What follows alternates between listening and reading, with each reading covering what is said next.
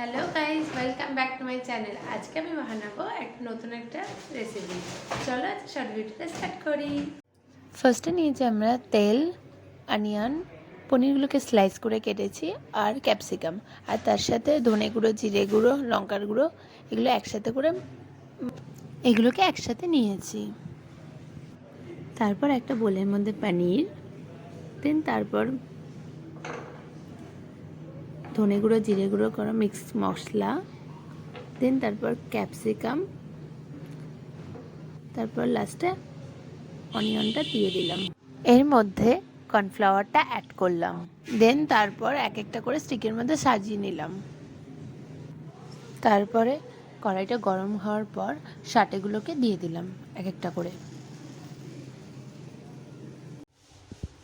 এপিট ওপিট করতে করতে একটু বাটার ব্রাশ করে দিলাম।